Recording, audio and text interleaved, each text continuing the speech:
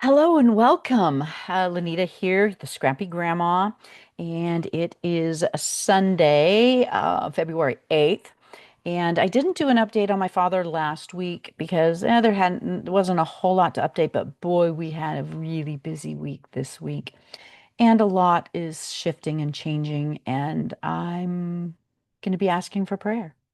Um, so something we'd been working towards and waiting for to finally get done. I finally got a lot of the legal paperwork done. Um, Went and picked up the paperwork on Tuesday. No, Wednesday we had a doctor's appointment and it was virtual. So I went down to my dad's home and we had his new primary care. It's just been an absolute mess. He originally had United Healthcare. And I had spoken to them many times, and it was from North Carolina. And I told him, okay, he's moved to California. We need a California plan, and I need him on a California plan next year, 2026, the exact same one he's on, except for California. Oh yeah, yeah, we'll do it. We'll do it. I have several notes. I have a whole notebook of his where I've written it all down, the dates and who I talked to and everything. Well, 2 weeks into January, I start getting notifications that he doesn't have insurance. And United Healthcare didn't do what they said they were going to do, which I have found to be the case with them, sadly.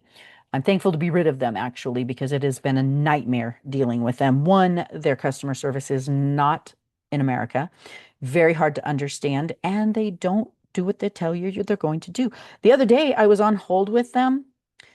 He put me on hold to go look at the old notes, and I waited on hold for a half hour, and then he hung up on me, or the call got disconnected, which he has my phone number to call me back, but no, they don't do that. So anyway, um, we ended up going with Kaiser. Not my favorite institution, but it's going to work well for working with my father, because everything's all together. And it's going to, I even went with Kaiser for myself this year because there's not a whole lot of options for Medicare and Medicare plans. So, but anyway, we had an appointment. So as of February 1st, he started with Kaiser, and I needed to get him in immediately with a primary care so that they could refer him out to all the specialists he needs. And the most important one is his oncologist for hormone treatment so that it suppresses his hormones so his cancer doesn't grow. And so we got there and we had it right in his room. He was able to virtually talk to his doctor and got things set up and list of, medications and doctors and specialists he needs referrals to, blah, blah, blah, the whole thing. So that was a big relief. Then the next was we had been waiting. We had originally had an appointment with an attorney, an elder attorney, to be able to get his affairs all, legal affairs all lined up. And then that's when he went into the hospital in December. And so we had to postpone it and weren't able to do it until um, just a couple weeks ago, and finally got all the paperwork done. So I took it for him to look at. And then on Friday, we met with a notary and had everything notarized. And now I've got to start, putting all that together.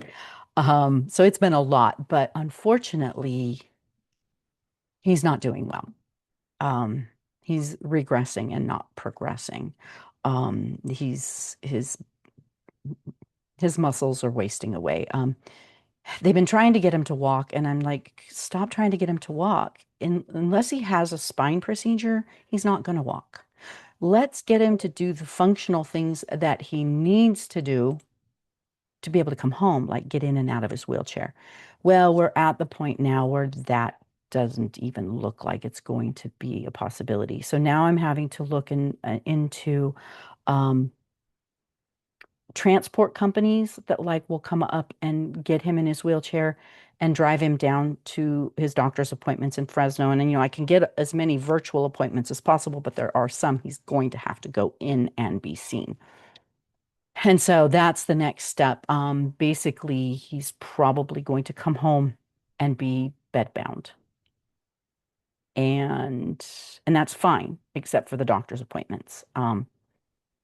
So we could use your prayer. I mean, ultimately, it'd be fabulous if he could just get to the point where he had enough strength to transfer himself in and out of his wheelchair, in and out of bed, on and off the toilet, in and out of the car. That would be the ultimate because then he can come home and he can go in the car and I can take him wherever he needs to go instead of the one place that I got because of where we live, 33 miles one way away from the doctors. Um, the transportation company wants to charge $200 round trip every time he has to go. And we may just have to pay that. Um, they said they would come up here, but it would be $200 a pop. So, if I get most of his appointments virtual and then only the ones that he's got to go down, we pay the $200 to take him down there. But I'm going to look and see if Kaiser has their own option that's going to be less, hopefully. Please, Father. But it's been an interesting journey managing someone else's life. It's been a lot. And I'm thankful for all of your prayers, all of you that have been praying for us. They're felt. Your prayers are felt. The Father has come through over and over and over again. Wow, here I'm starting to cry. He really has. He has come through over and over and over again for us. So thank you for your prayers. Thank you for just thank you so much. I appreciate everything everyone has been doing to help us in this situation. Other than that, life's been good. Had all four grandchildren yesterday. My daughter and her husband had things to take care of, taking care of the affairs of her husband's grandfather who just passed. They were caregivers to him. And so they're having to do all those things now. And so I got the four grandbabies yesterday, and Rusty was gone at um, a fire training. Once a year, he's got to go get certified to work on the fires. So he had that yesterday, and I had the kids. And it was an interesting Sabbath, not very traditional, but it is what it is. Um, and yeah, I get to see the grandkids all the time. I got to spend time with them in town. Kai got to go with me Friday on errand day, and we had a lunch date. And so that was wonderful. So life is good. It's hard. My health is, you know, um, a lot. I don't know who knows and who doesn't know, but I've literally spent the last 9 years recovering from a serious illness that almost killed me. Um, I was bedbound for a very long time. Then I was housebound for a few years, and have just one step at a time worked on building up my strength, my stamina, my capacity, my endurance, following the Father because there were times it was impossible. And I've always just tried to do what I can do and a little bit more, what I can do and a little bit more.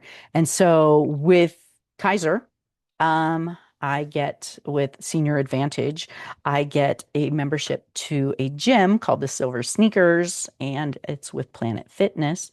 And so I went and signed up because I'm actually going to be taking some trips this year that are going to require me to have some stamina and endurance and strength more than I've had in the last 9 years. Um, I'm going to Tennessee in May and I'm going to Israel in August. And in Israel, we're going to do a lot of walking. So I need to have my endurance up by then. So my goal is to start working out. So my physical therapist, she's like, you can, do like 6 to 7 machines.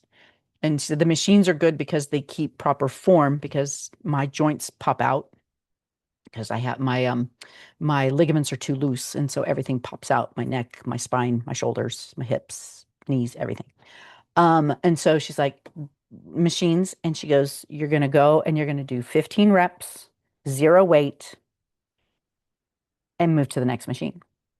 And you're going to fight the urge that like, oh, I can do more, which I did have.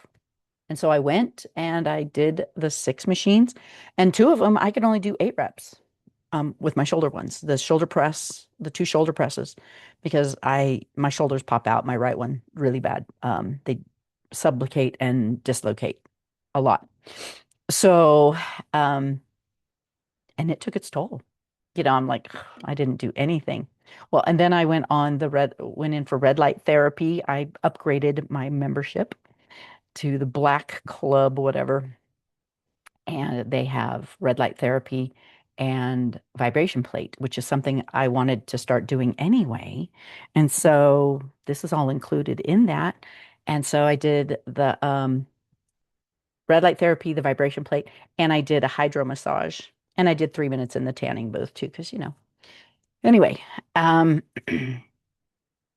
it took its toll for a couple of days. It's amazing that, but I mean, other than lifting children and doing minor housework, putting dishes away and doing dishes and lifting my grandbabies, that's really the only exercise I get. So it actually, and I honestly think that the vibration plate is what caused I was really sore, and the next day my body really was angry with me, and I think it was mainly the vibration plate because with that it because I have a very sluggish lymphatic system, and it like stimulates the lymphatic system, and I think it released a bunch of toxins. I didn't drink enough water. And I felt crappy for a couple of days and sore joints and muscles. And so originally I was like, oh, I'm going to go down 2 days a week and I'm going to, And she even said, let's start light. So 1 day a week right now, baby steps. I'm an old lady, got to act like it.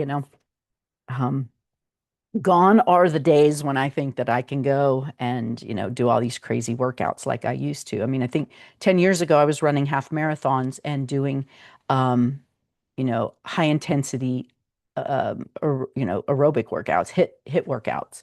And yeah, not anymore. Not anymore. But I think it's what a testimony that from 9 years ago, being bedridden, being hospitalized, then bedridden. And so I keep trying to encourage my dad, and he's like, I don't have 9 years. And he's right, he probably doesn't. I try to encourage him. It's like, I know what it's like to be bedridden. I know what it's like to be housebound. I know what it's like not to be able to do what you were able to do just a month ago. I know what that feels like. Um, and I honestly never, ever believed that I would. I had given up. I got rid of my treadmill because I had a physical therapist told me I would never even walk on a treadmill again because it was bad for my hips. Definitely never run again, which I mourned and grieved over that, but gave it up, you know.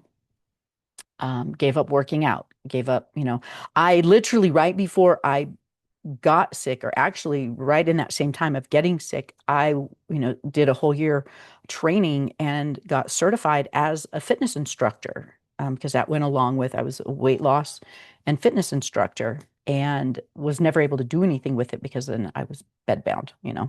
I tried at first doing, before I just couldn't do anything anymore. I tried doing like senior chair exercises. And so I have some videos out there on my old YouTube channel of, doing some senior exercises and stuff. But that was very short-lived because then I was flat out not able to do anything.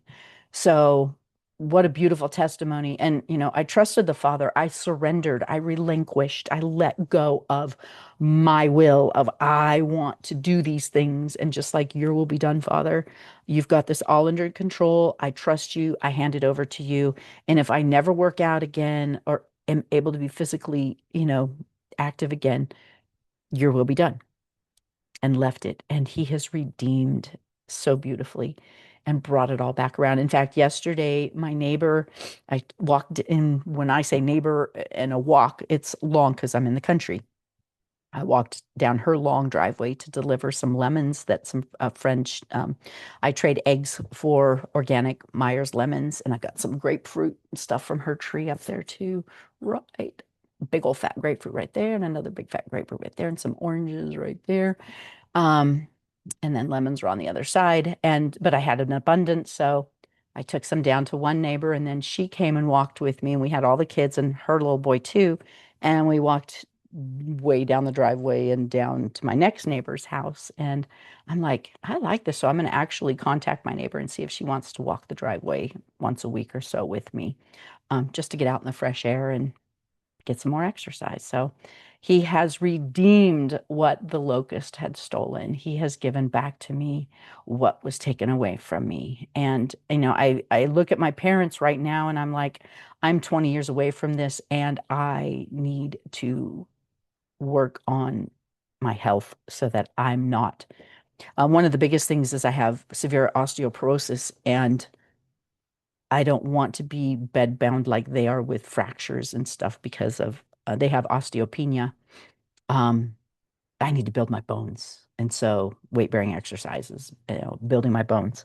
So that's my main focus and goal is to build my bones, supplements, exercise, and so on. So anyway, that is the update. I missed last week, like I said. So I see some light at the end of the tunnel, and that a lot of the things we'd been working for months are now boom, boom, boom happening. Um, I have to open bank accounts and do different things and get my name on his car and bank accounts and different things like that. But at least the process is now, it's moving instead of, well, wait, well, wait, well, wait. Now it's like fine things are finally happening. So thank you for your prayers. I am so blessed and thankful for all of the people in my life that are walking with me in this, that hold me accountable and hold me up in prayer. I'm blessed. So. All right, ladies, or I doubt any men watch this, but thank you for, in case there are any men out there, ladies and gentlemen, thank you for your prayers. Thank you for your time. Be blessed, and I will catch up with you, Yah willing, possibly next week. Really, I won't come back on and do updates if there's really nothing to update. So the next time there's something to update, I will be back on to do an update.